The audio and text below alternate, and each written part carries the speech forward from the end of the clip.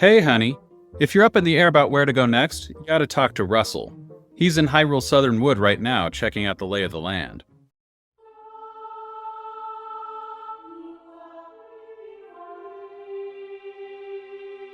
This is Legendary Adventures, a Legend of Zelda playthrough podcast. This week we're heading to the Southern Wood to find the next shard of the Mirror of Twilight in an ancient grove. But first, there's a few diversions to distract ourselves with.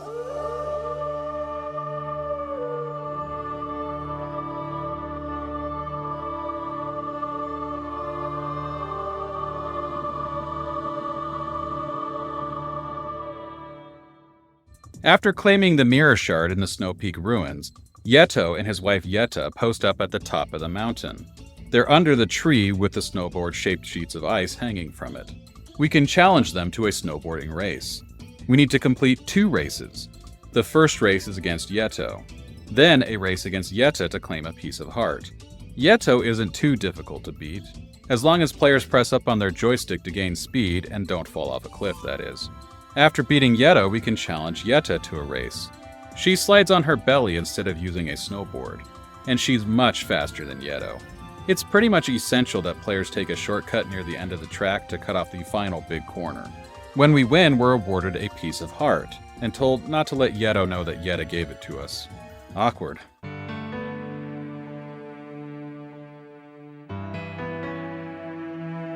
Upper Zora River is home to 2 attractions. We visited one of them, Iza's River Ride, before entering the Lakebed Temple. I visited the other during this point of my playthrough. It's Henna's Fishing Hole. We find it behind a door with a fish hanging from it. The fishing hole is a passion project of programmer Kazuaki Morita. He's worked on Zelda titles from the very beginning. Morita fishes as a hobby. A caption for a 2005 article he wrote for Nintendo Power refers to it as an obsession.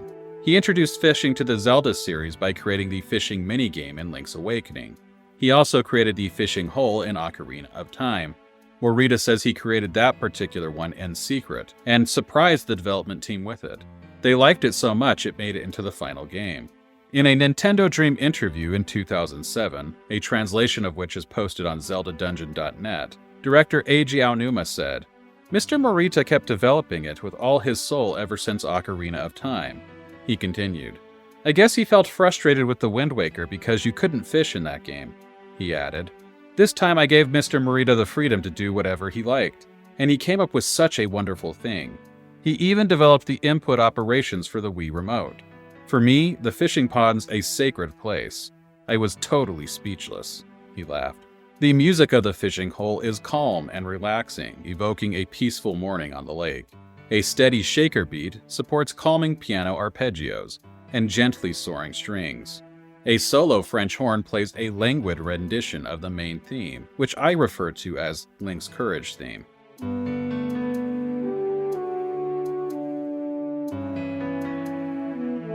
The fishing hole features a lake fed by a waterfall. In the center of the lake is an arched outcropping of rock. On the east side of the lake, or west side in a mirrored playthrough, there is a small bridge. It crosses a small finger of the lake. If Link fishes off the east side of the bridge, he can find an empty bottle. It may take a couple of tries. Link can also fish up other bits of trash. But hey, at least he's doing a service by cleaning the environment. How are players supposed to know about this bottle? Some nearby ducks hint at it if Link speaks to them in wolf form.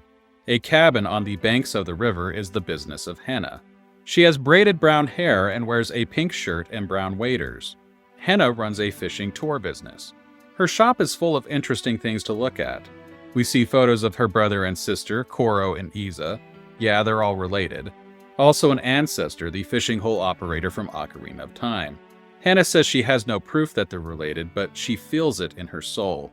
After she says this, she scratches her back the same way that the Ocarina of Time fishing hole operator would. One shelf on the shop holds an additional minigame. It's a marble rolling game that requires players to move a marble from a starting point to an end point without falling off a track. It's called Roll Goal.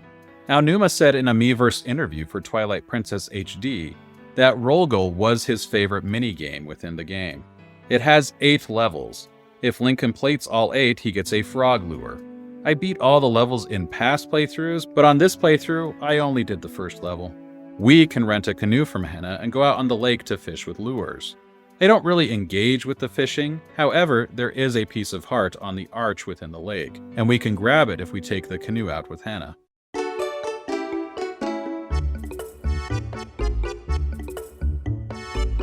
In Kakariko Village, Malo, with the help of the Goron elder Gor Abizo, continues a fundraising effort to buy out the Castletown shop. They need 200 more rupees to make the purchase. We give it to them, and Malo buys the shop. When we visit the shop after Malo has bought it, it's completely changed. The shop is now covered in gaudy decorations, and it's packed with people practically begging to buy things. They dance to a lively, quirky tune. The shopkeeper wears a hat with a small rotating phonograph horn. The big item is the magic armor. It costs just under 600 rupees. When equipped, Link will not take damage. He will instead lose rupees. Rupees will also steadily drain even if Link is not hit. Link will move more slowly while wearing the armor if he runs out of rupees. In an Iwata Asks interview, non-player character design lead Satomi Asakawa said that she and writer and cinema scene director Mitsuhiro Takano put a lot of effort into the Castletown Malo Mart. Its design both pre- and post-buyout. Asakawa noted, Takano-san is really particular about the way the shopkeeper should move. He would actually mimic the movement, saying, "Not like that, like this," she laughed. Cinema scene director Takumi Kawagoe said, Takano-san also composed the music for it. He continued. Minigishi-san in the sound section created a musical score to a tune that Takano-san hummed to him. He laughed. The Castletown Malo Mart uses a horn-heavy arrangement of the standard shop theme that's heard throughout the game, but it also features a voiced counter-melody. I imagine this counter-melody line is what Takano came up with.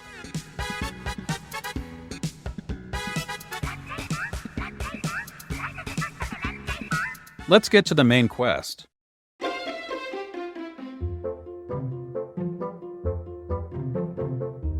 The Resistance, the group that meets in Telma's bar, features a masked man on the team. He does not speak to Link, and in conversations where he is present, he is not addressed by the other characters. It seems his identity is intended to be a mystery, but that mystery is totally blown the moment it's his turn to step up and offer the next quest for Link. Telma lets it slip that it's Russell, which undercuts his unmasking in Farron Woods. Though honestly, there isn't much fanfare or cinematic flair when he removes his mask. So perhaps I'm the one reading too much into things. Russell mentions he's been friends with Telma and the other members of the Resistance since his youth. He's come here to Farron Woods because there are rumors of an ancient temple guarding a sacred power beyond the gorge. It is said to be deep within the sacred grove. This temple is so old it was apparently created by the ancestors of the Hylians. Signs of this ancient yet sophisticated civilization can be found all over Hyrule. Last time we reached the grove using Midna's jump ability. However, she won't allow Link to transform into a wolf in front of people. Luckily, Russell has another means of transportation. He refers to it as his partner. It's not a hawk that appears, but a golden chicken. Unlike other chickens, this one will not run from Link, and it will always stay where he places it. We use the chicken to jump between the roots and pieces of land leading to the sacred grove. An intermittent wind, which caused wind-powered bridges to turn the first time we passed through this area, has died down. The Gale Boomerang is a must in order to reach the grove.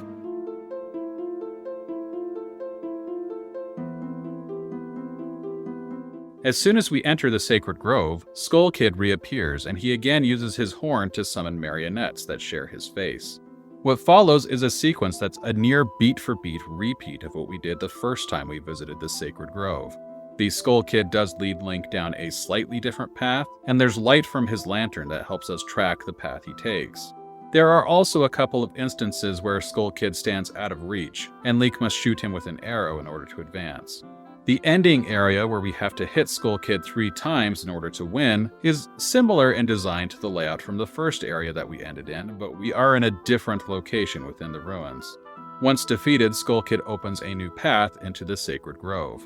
As we enter, we find ourselves on top of a crumbling structure that stood opposite the guardian statues.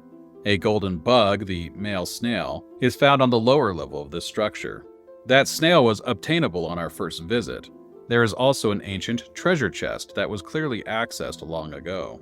We previously could not climb up any further into the structure, but now that we are on top of it, we can push a block down. That will allow us to both ascend and descend between this area. We notice a third guardian statue standing in front of what appears to be a stone doorway on the upper area. When players approach the Master Sword pedestal, they have the option to strike it, or to forcefully thrust the sword into it. When they do this, it's not only a clear nod to how Link traveled through time by placing the Master Sword into the pedestal in Ocarina of Time, but it makes the third guardian statue blocking the small stone door disappear, likely traveling through time. As we return to the newly unobstructed door, we are briefly stopped by the appearance of shadow beasts. Defeating them creates a new fast travel point to the Sacred Grove, allowing us to skip past the earlier portions where we chased the Skull Kid. We can then go to the ancient stone door and push it open. Through the door, we catch a glimpse of a scene that's rendered in black and white, not unlike the time that we visited the time-lock Hyrule Castle in the Wind Waker. As Link steps through this portal, he finds himself transported through time.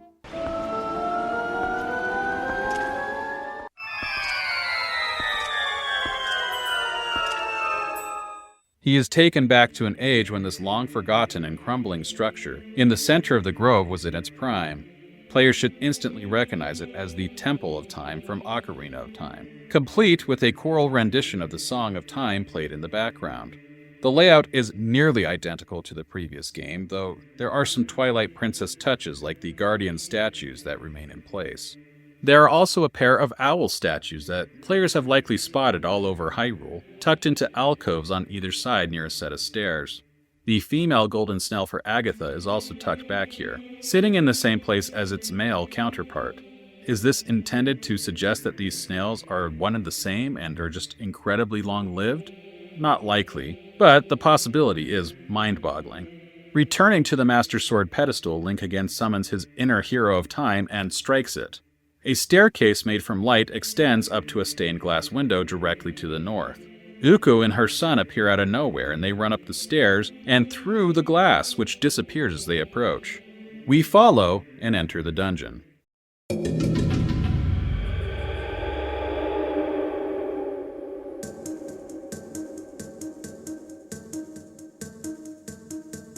The music is highly percussive, with lower register drums pounding out a descending line the moment we enter. There's a steady beat and a percussive ostinato. It's somewhat clock-like, but it's much faster than the typical tick-tock of a clock. It also changes pitch, at first playing at a lower pitch before ascending higher, then descending again.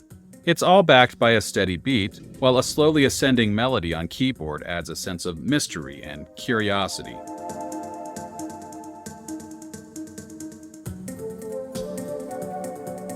The dungeon is a tower spanning 8 floors. In terms of looks, it's largely a match for the Ocarina of Time-inspired temple. It is made from off-white marble with crisp corners and vaulted arches and gold and jade accents. Players enter on the second floor. In the first room, we find something resembling a bell in the center. It sits on the ground underneath an arched stone gazebo.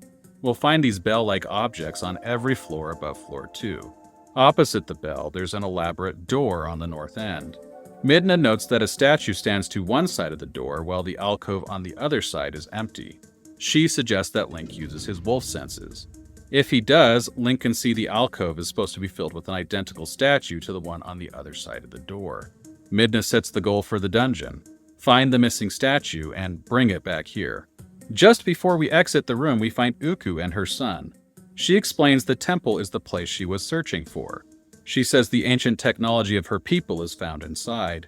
Uku tells us once she finds a particular item, then she can return home. She once again asks for Link's help, and we get Uku at the earliest point of any dungeon yet. The Temple of Time may be my favorite dungeon in the game. I do waffle somewhat between this dungeon and the Arbiter's Grounds, but for me, I think the Temple of Time just edges it out. I get the impression that that may be a mildly controversial opinion. The Temple of Time is not a dungeon that you can get lost in. It's not knotted and complex on the surface while ultimately being straightforward like most of the other dungeons in this game. It's just a straightforward series of challenges, with puzzles that are mostly limited to single rooms. We first ascend up the dungeon to collect the missing statue, and then we head back in reverse to descend the dungeon with the statue to bring it back to its original position. The ascent is trickier and it takes longer than the descent.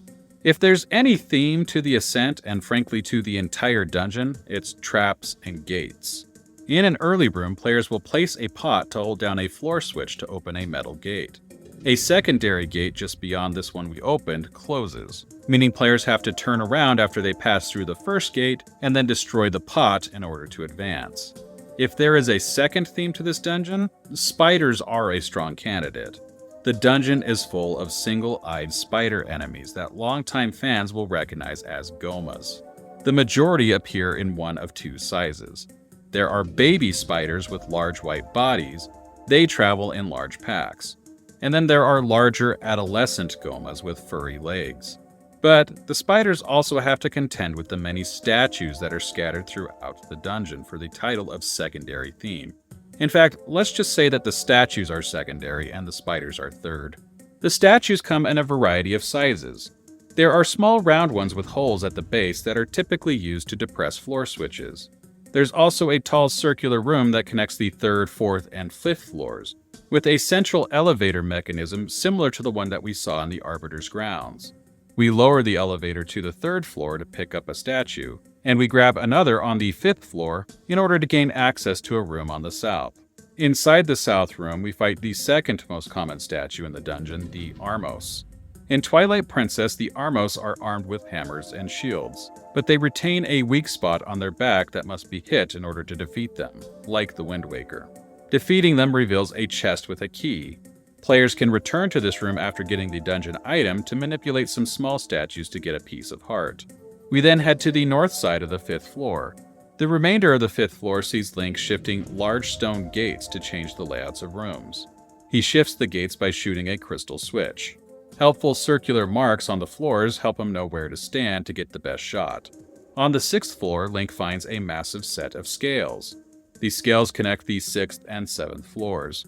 Link needs to properly weigh these scales in order to advance. It recalls the scale puzzle in the Tower of the Gods in the Wind Waker.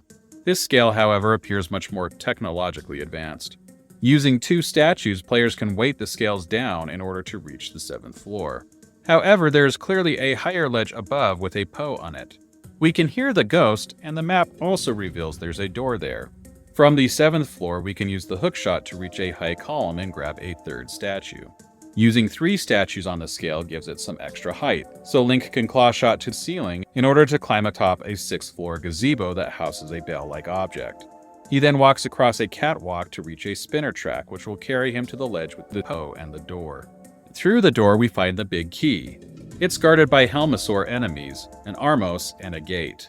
Once we clear the room of enemies, we can claw shot to a ledge high above the gate, and use statues and the metal armor from the Helmosaur to press down floor switches and claim the key.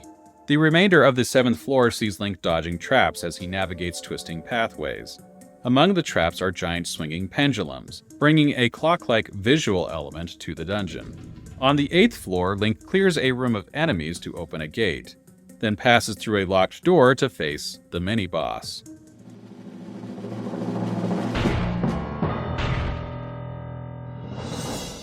Link finds an armored knight standing alone in the center of a room. The statue he seeks is standing atop a high ledge out of reach. The chest with the dungeon item is behind a gate. The mini-boss is a Darknut. They're a fairly rare enemy within this game, but they will become a standard enemy. That the Darknut is being introduced as a mini-boss recalls the Wind Waker. In terms of the actual fight, however, this version of the Darknut is distinct from that Wind Waker version. It's armed with a heavy sword and shield. It will block direct attacks, so we generally need to get hits in when it opens itself up for an attack. I found the backslice can also work, but it seems inconsistent to me. With each hit from us, a piece of armor flies off, similar to the Iron Knuckles from Ocarina of Time. The Darknut gains speed as it loses armor. Once all the armor is off, the Darknut will throw its large sword at Link, and then draw a smaller one from its scabbard. This phase of the fight is much faster. The backslice will stun the Darknut, allowing Link to get in more hits easily. After a number of hits, the Darknut falls.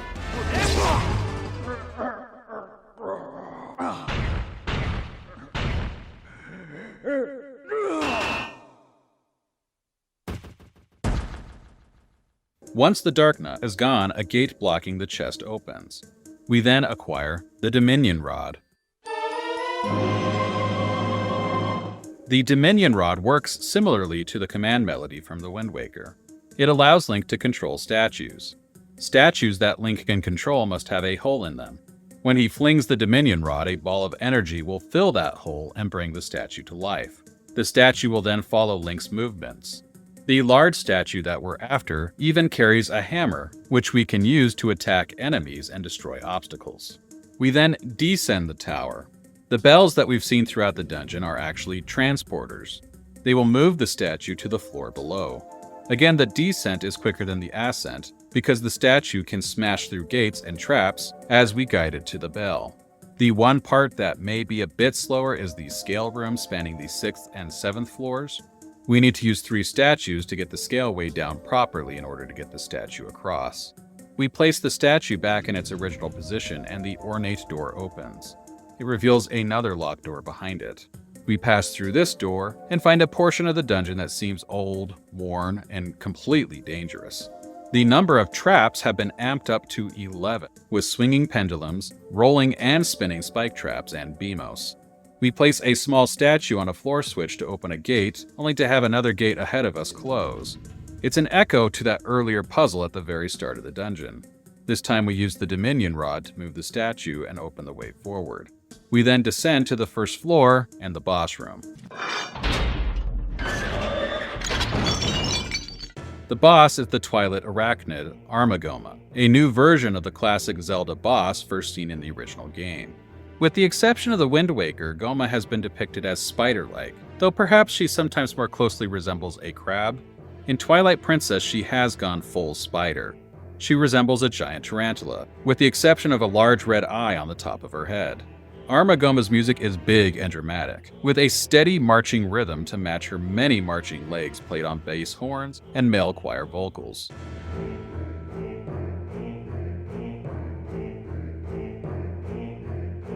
Strings provide a tense, scary vibe.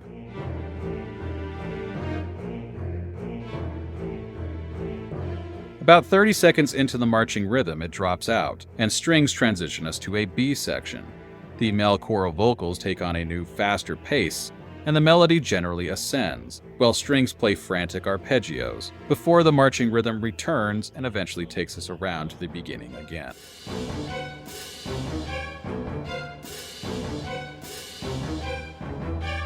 Armogohma is not a difficult fight. As with Ocarina of Time, she walks around on the ceiling. We can track her to some degree without looking up because she'll pass through shafts of light which stream in from the ceiling.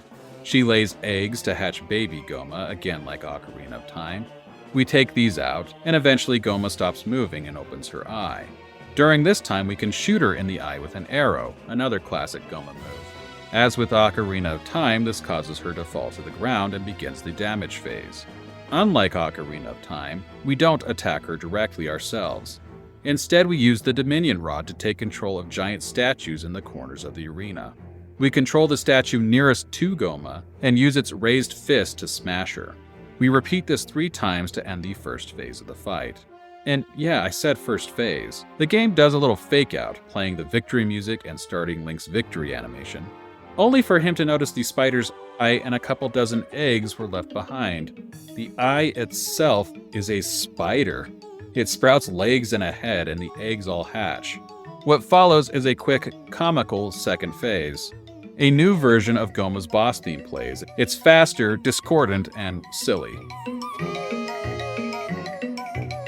The Gohma eye spider moves around the room with the babies surrounding her for protection. We shoot the giant eye with 3 arrows to end the fight for real.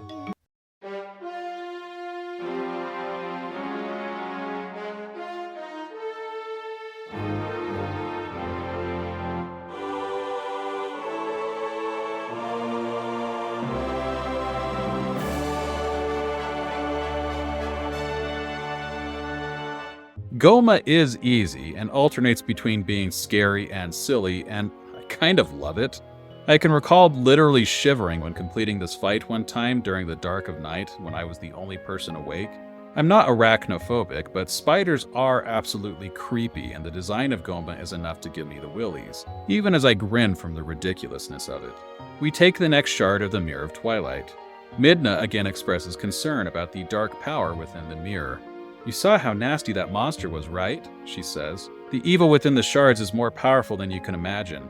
You know, we could be assembling something truly terrible here. It could be something that we'll ultimately have to destroy."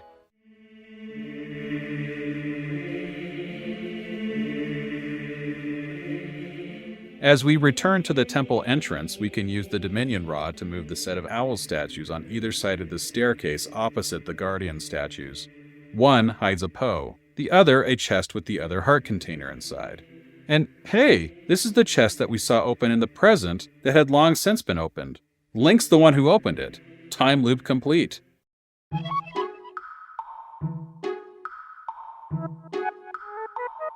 Once back in the present, Uku tells Link that she was searching for the Dominion Rod.